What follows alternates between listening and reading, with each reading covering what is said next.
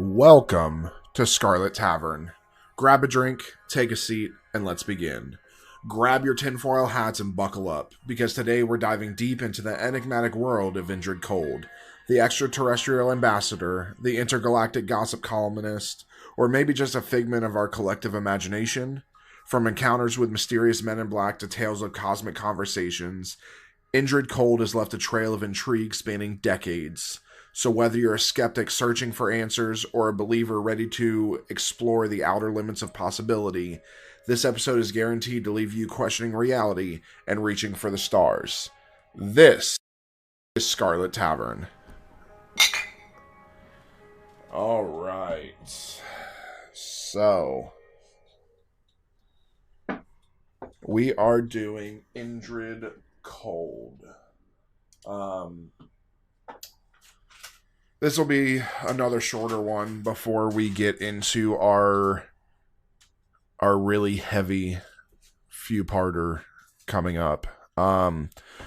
So we just want to let everybody know that for our D&D side, for any D&D fans out there, for those that don't know, we created our own system from scratch, and moved away from normal D&D, and we have been playing that for about a year now, and we have finally published the book. The book is available on our website. You can find it right on the homepage, or you can find it at ravensquillpress.store, and you can find it there. $45 available for free through our website. You just download it digitally.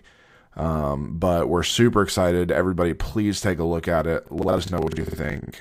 And we can't wait to see everybody playing it and what's going to happen there. So, all right, let's jump into Indrid Cold. So, Indrid Cold, often referred to as the Smiling Man, emerges as a figure of deep intrigue and mystery within the tapestry of American folklore. Known for his enigmatic smile, this seemingly humanoid entity has sparked tales and theories persisting in the collective imagination, particularly in West Virginia, where he is rumored to still make appearances. Characteristically human in form, Indrid Cold stands out due to his close association with UFO phenomena, leading to speculation about his extraterrestrial origins. Furthermore, parallels drawn with the enigmatic Men in Black add layers to his already mysterious persona. His initial sighting paints a picture of a tall being exceeding 6 feet, adorned in a glistening green suit complemented by a black belt. His dark complexion is offset by small, widely spaced eyes, creating an almost unsettling appearance. Notably, the absence of conventional features like a nose, ears, or hair further accentuates his unusual visage. In a later encounter, a shift in his attire was noted. The green suit was replaced with a blue one, maintaining its reflective quality. This time, however, his appearance leaned more towards the natural, marked by neatly slicked back hair and a particular partially unbuttoned coat. The pants, lighter than the coat, but of the same material, completed his ensemble.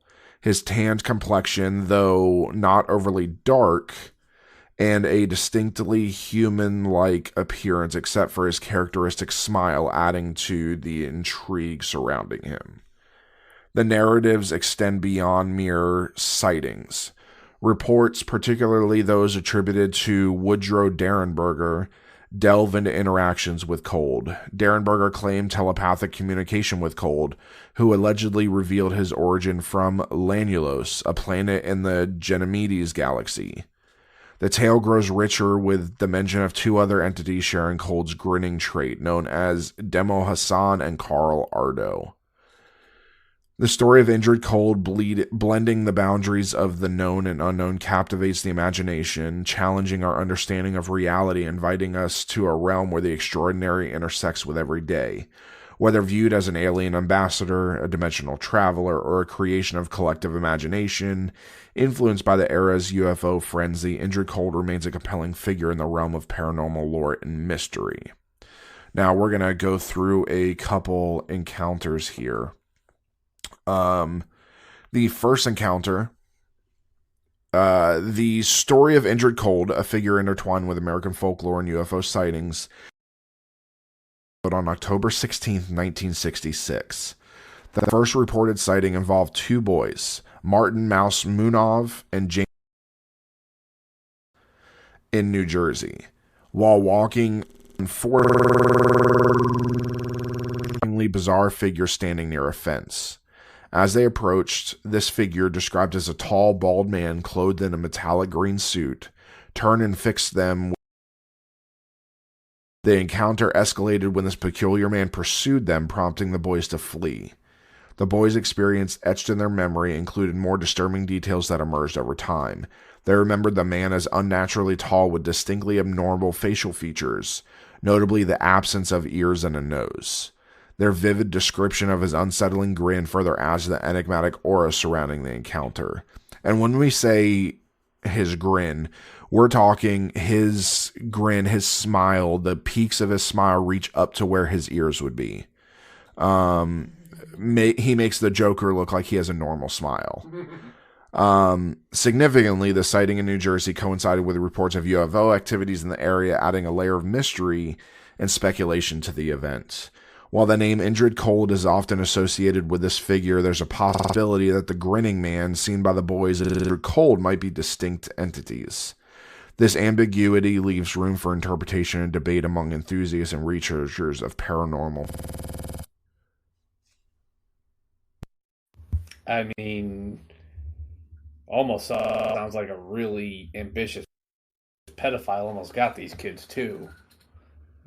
Because, I mean, but then again, if this is an alien, this could be the first iteration of him, because as we'll see further along, he gets more and more human-like as he, I guess, visits is probably the correct term.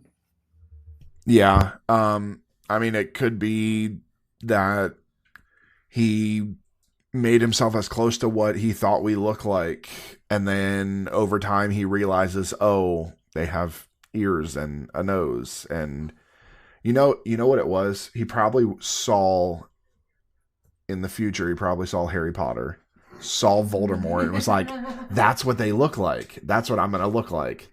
But so yeah, because gradually he does have more.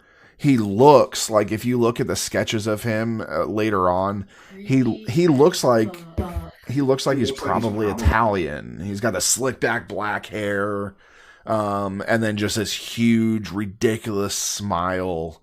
Some say sharp teeth, some say regular teeth, but either way, he'll like pop up in people's car windows and smile. He's often associated with Mothman as well. So now, on a brisk November evening in 1966, Woodrow Derenberger, a sewing machine salesman from Mineral Wells, West Virginia, experienced something while returning from Marietta, Ohio, not too far from here. Derenberger had to pull over to adjust a sewing machine in his truck. It was then that he observed unexplained lights, initially mistaken for police. However, he quickly realized that these lights were from a peculiar aircraft resembling a kerosene lamp chimney. From this craft emerged a man who approached Derenberger's truck. The mysterious vehicle was said to have been hovering off the road. He looked perfectly natural and normal as any human being, Derenberger told Ronald Maines during an interview on WTAP-TV in Parkersburg, West Virginia, the day after the encounter. His face looked like he had a good tan, a deep suntan. He was not too dark, but it was just like he had been out of the sun a lot and had a good tan. His hair was combed straight back and it was dark brown. He seemed to have a good thick head of hair. His eyebrows, his face, his features were very normal. I don't believe that he looked any different from any other man that you would meet on the street. That's the West Virginia accent. To the good people of West Virginia who listen to this, we apologize for Kayde butchering your accent. We apologize for how accurate my accent is of the West Virginia accent. I just amplified my accent. But he wasn't normal, Derenberger said. He had a large grin and kept his arms folded with his hands up under his armpits. And though he spoke to Derenberger, his smile never moved. He spoke, Derenberger said, telepathically. He asked me to roll down the window on my right-hand side of my truck, and I done what he asked, Derenberger said during the interview. And this man stood there, and he first asked me what I was called, and I knew he meant my name, and I told him my name, and he asked me, he said, "Why are you frightened?" He said, "Don't be frightened. We wish you no harm." He said, we mean you no harm. We wish you only happiness." And I told him my name, and when I told him my name, he said he was called Cold. The media response to Woodrow Derenberger's encounter with Indrid Cold was intense and immediate. Following his report to the Parkersburg police and their subsequent belief in his story, Derenberger was thrust into the spotlight. Significant moment in the media storm was his live TV interview on November 3rd, 1966, in Parkersburg, West Virginia, where he was questioned by state police, representatives from Wood County Airport, city police, and Dayton, Ohio Air Force Base officials. This interview set off a chain of events where others came forward with similar sightings. An older man reported seeing a figure resembling Cold on Route 77. Additionally, several witnesses claimed to have seen Derenberger's vehicle stopped on the highway, engaged in conversation with a man, and some even reported seeing a flying craft nearby. These corroborating news, as well as private investigations by John Keel and Gray Barker, among others. And as Gray Barker also had a big hand in the Mothman and other subsequent UFO dealing as well, I believe. Same with John Keel. Oh, yeah, as him. I knew Gray Barker. I was like, who's John Keel? Oh, yeah, that's right. So, yeah, oh boy, I could just imagine. Did he say this stuff out loud? He said he was Indrid Cold was talking telepathically to him. Was he talking telepathically back? So Woodrow, yes, was talking normally back to him. But basically Indrid Cold, by all accounts, just sits there with this large grin and just talks to you through. Stop, asshole. Just talks to you through that smile. Benjamin Frederick Edwards. I can't even physically get my mouth to do it. Kayde. Benjamin Frederick Edwards. Stop. My name's Cold. That's probably what that's what I picture him to sound like the Joker. Hello, my name's Cold. Fuck you. You want to know how I got these scars? My father was a drunk. Was his father also? Yes. So, Woodrow Derenberger's interaction with Indrid Cold, as the story goes, became increasingly intricate over time.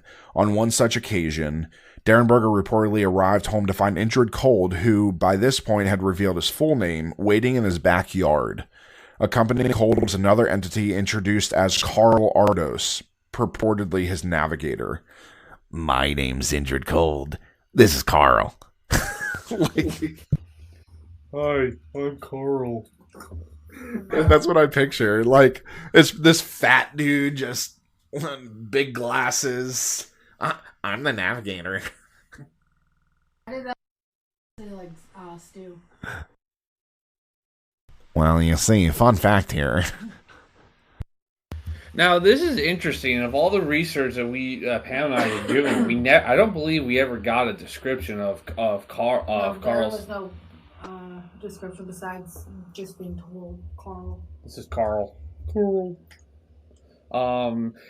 Again, I can't. Is Derenberger just being stalked by this creepy smiling guy? Because that's what it sounds like. Yeah. It really is. It's like, dude, just random dude shows up, and as we're gonna see right now in a little bit, he's just gonna have like a full blown conversation with this random guy, two guys actually, in his backyard. I mean, again, good people, West Virginia, if you're listening to this, I mean, I don't know how you greet strangers or people who creep you on the side of the road who show up in your backyard, but where I'm from in New York, we generally chase them away. Or shoot them. Or that too, yeah. Believe it or not, I do come from the part of New York State that actually likes and supports guns. Yeah, I can't find anything in my quick search on what Carl Artis looks like. It's just, it's a, yeah, it's just a fabrication of Woodrow's, probably. He got the taste of the spotlight and had to add to it. Now, I believe Indrid Cold exists, but I think this guy is amping it up. This visit was marked by Cold's awareness and consideration of Mrs. Derenberger's apprehension towards him, leading him to stay outside of the house. Despite the cold weather, Cold and Ardos reportedly spent hours outside communicating with Derenberger. They shared that they were visitors from the fourth dimension and spoke of their home planet Lanulos, describing it as bearing a strong resemblance to Earth. The narrative of Indrid's Cold interactions with the Derenberger family deepens with the claim that his people from Lanulos lived lives quite similar to humans on Earth. Cold reportedly conveyed that they had marriages and families, with Cold himself being a father. The description of Lanulos included familiar geographical features like oceans, rivers, and fields. However, Cold also mentioned unique differences that set his world apart from Earth. I'd just imagine his child, just a baby, like baby Cold. You go to a visit. He takes Derenberger to visit his planet. Everyone's like that's where the Cheshire Cat's from. Yeah. Lanulos. And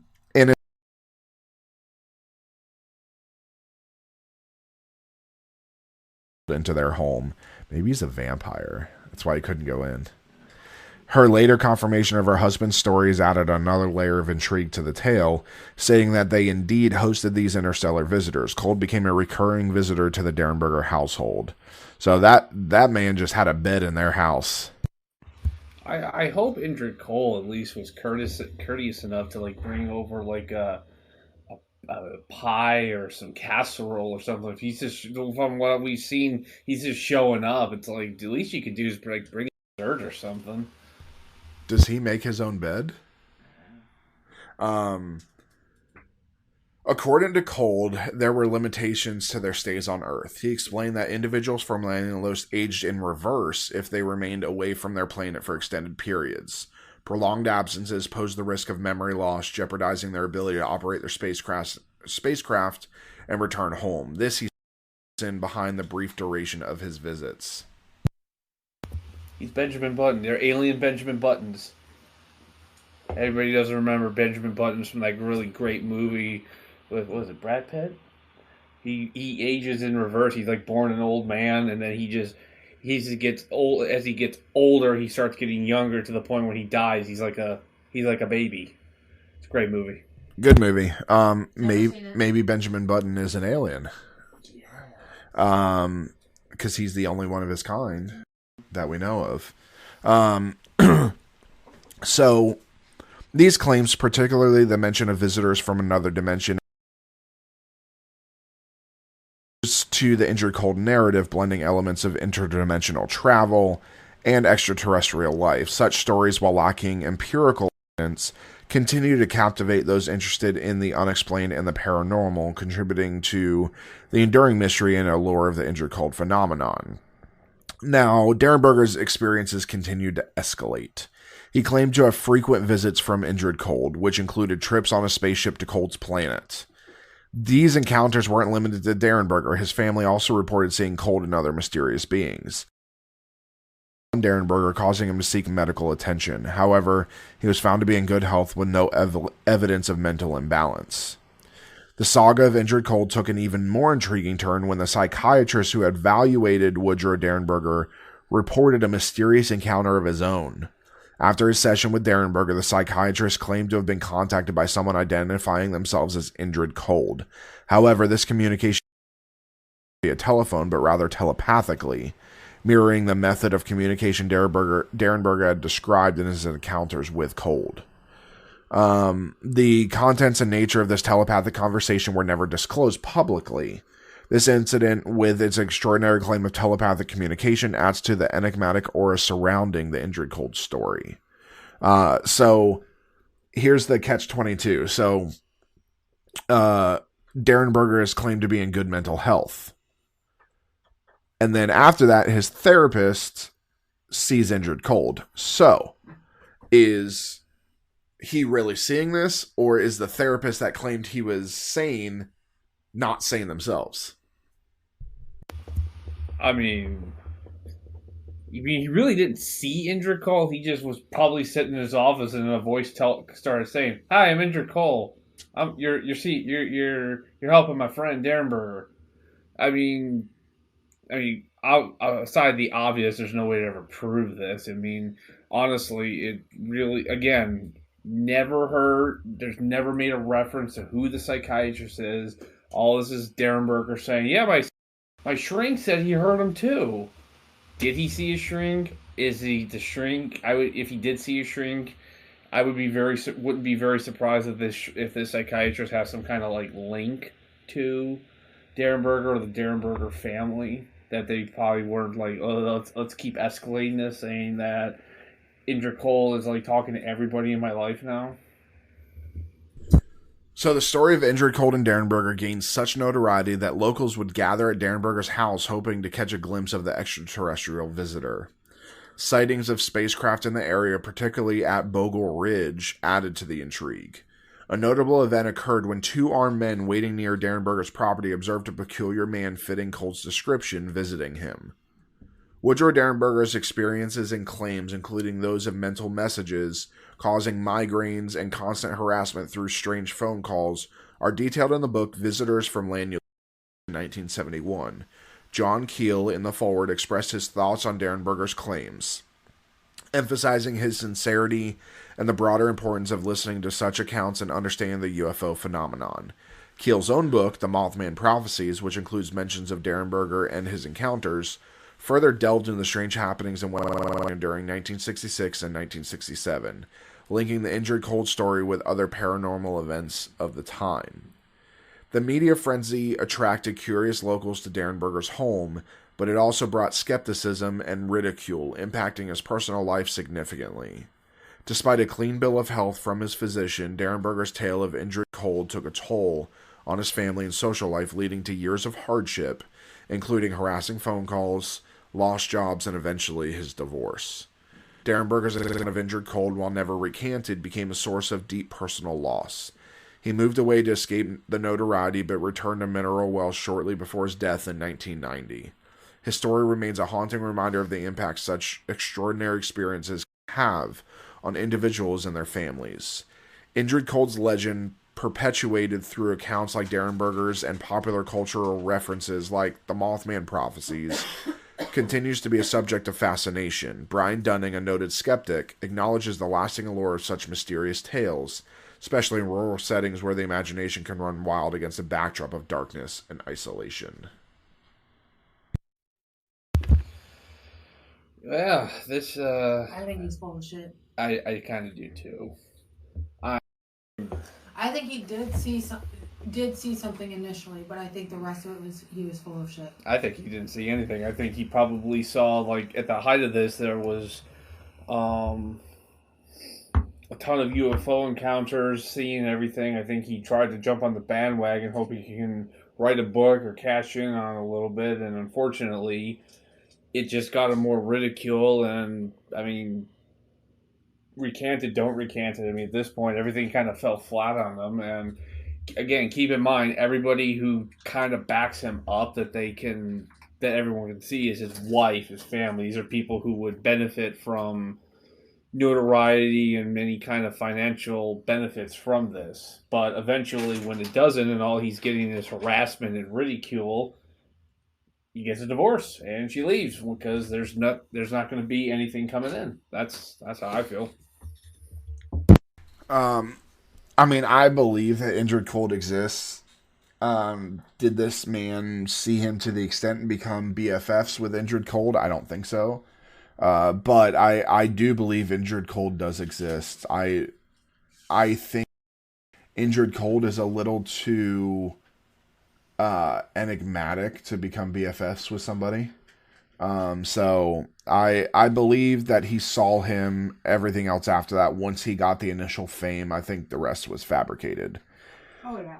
Now, quickly, the third encounter, the third sighting of the entity, often linked to Indrid Cold, occurred in Point Pleasant, West Virginia, during the same period as the other sightings. This incident involved the Lilly family, who had been experiencing unexplained poltergeist activity, such as the appearance of diamond-shaped lights in their home. One night, Linda Lilly, the family's daughter, woke up to a startling sight. She described seeing a large, broad man standing over her. While she couldn't discern his face clearly, she distinctly noticed his grin. This enigmatic figure seemed to exude an ominous presence, moving around her bed and standing right above her. Terrified, Linda screamed and hid under her covers. When she dared to look again, the man had disappeared. This experience, akin to the other reports involving Indrid Cold, contributes to the tapestry of eerie encounters that surround this mysterious figure. Such incidents, blending elements of the paranormal and the unexplained, have fueled speculation and interest in the folklore surrounding Indrid Cold and related phenomena. So this little girl, sleeping, wakes up and just sees this man just staring over her. Smile, please. But is it Indrid Cold? Because she said that this man had broad shoulders. Indrid Cold is supposed to be skinny and tall and lanky. Mm-hmm. Honestly, I think a creepy pedophile broke into her home, hoping to do something horrible to her, and luckily it didn't happen. But again, what was this in Point Pleasant? Yeah, Point Pleasant, West Virginia. That's right in the middle of all the Mothman stuff, right around the same time. I think everybody's just like, it's this. And it's like, no, it's actually worse. It's a creepy pedophile who broke into your home. If it's dark out, how reliable is that little girl to say, I saw the smile of Indrid Cold? Because we can say here, we live in a city, but it gets pretty damn dark at night. Mm-hmm. If someone's leaning over your bed smiling, you're not going to be able to see if it, especially as a kid, see that it goes all the way up. It's unfortunately, I think a man did break into the house. Thankfully, she screamed, and the man fled. Mm-hmm. Now, I don't think this is Indrid Cold, but devil's advocate here is there are beliefs that Indrid Cold's smile had a glow to it, so you could see it at night, kind of like the Cheshire Cat. So you would be able to see it at night. And he supposedly had perfectly white teeth, stuff like that. That's able to be seen in the dark. I've seen it happen. And when you see rows of teeth that are going all the way up, you're going to know that that's a wide smile. I don't think this is Indrid Cold because, again, he's supposed to be skinny, lanky, all of that. So, couple explanations and theories. The mystery surrounding Indrid Cold has led to a range of theories attempting to explain his existence. One popular belief is that Indrid Cold might be an extraterrestrial entity, a theory supported by his association with UFO activity and the detailed account of Woodrow Derenberger. Derenberger himself suggested that the grinning man could be part of a species of alien, although this raises questions about the likelihood of an alien race evolving similarly to humans. Another explanation, especially considering the Lilly family sightings and their reported poltergeist activities, that Indrid Cold could be a ghost or a spirit. This aligns with the paranormal aspects of their encounter and connects to a broader theory of supernatural occurrences. Alternatively, some speculate that sightings of Indrid Cold could be explained by more mundane causes, a prank that was taken too far, or the actions of a person with a mental illness. There's also the possibility that stories of Indrid Cold are a fabrication or a hoax, possibly inspired by the fear and popularity of the Mothman, another cryptid reported around the same time in the same area as we discussed last week or 2 weeks ago. An intriguing twist in the tale comes from Tanya Derenberger, who in her book suggested that Indrid Cold might be the same entity as Valiant Thor, a figure who allegedly spent 3 years at the Pentagon. This connection introduces an entirely different dimension to the mystery, intertwining Cold's story with other well-known tales in UFO lore and American folklore. Now, I have two different theories.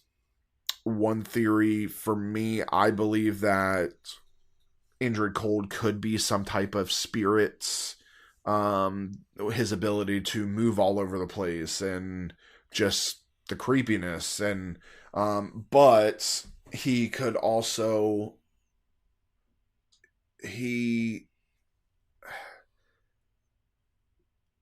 I think that more often he is just something that people made up and it came true, such as a tulpa. And for those that don't know, tulpas are ideas that come to life. Things like Slender Man. Slender Man is known as a tulpa. It was a internet phenomenon that swept. Same thing with Momo. The cat person that's been recently going around TikTok with in like Georgia and that. There's a cat person in Georgia? Yeah. I gotta look that up. Momo. Momo was seen at the end of YouTube Kids videos, and she had a very large smile. You don't have to show me a picture. I'm gonna show Ben a picture. Indrid Cold's sister. Oh, that's Momo. Okay, another. It's the Momo challenge. So it was an internet hoax. That's a tulpa. So I think that's what Indrid Cold is. I think Indrid Cold is a tulpa, and that is it. For me, if Indrid Cold exists, he's an alien. But I personally think he doesn't exist. I don't think Indrid Cold exists at all. I think he is just a combination of people just making a hoax, trying to make money or some kind of notoriety off of the UFO phenomenon that was happening at the time. Or in the case of the Lilly family, a creep got into the house and luckily didn't do anything. So that's how, that is, I guess, I am the skeptic here for the most part. Indrid Cold to me just doesn't seem plausible.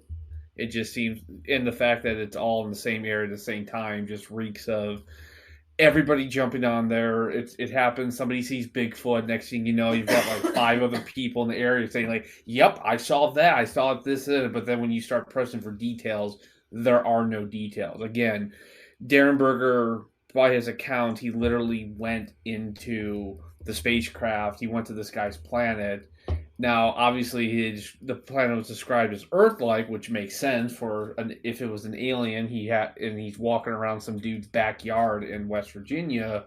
He can still breathe without like equipment, but there's no description. When the research we found, there's no description of, if I can tell, of the spaceship or anything like that. Everything is very convenient that fits of why he can do what he does and everything, and that's always the thing. It's always these stories are always very convenient to get around the very basic facts of, well, what about this? What about that? Oh, it's Earth-like. Oh, it's like this. It's like, of course it is, because there's nothing that the odd thing. There's always an odd thing out, an X factor or whatever you want to call it, in these things. It's just out of place. It's just how it is. Not everything fits into a nicely defined groove as it was. I believe similarly, along with Kayde, that it's a spirit or a tulpa. It's especially like just being like, okay, like we don't have a lot of encounters with it. So it could just be made up. But just the encounters that we do have of it, of Indrid Cold, a lot of them are very descriptive of what he looks like. So I think that first initial probably was a fake because teenagers, they're bored, they're going to make up a story.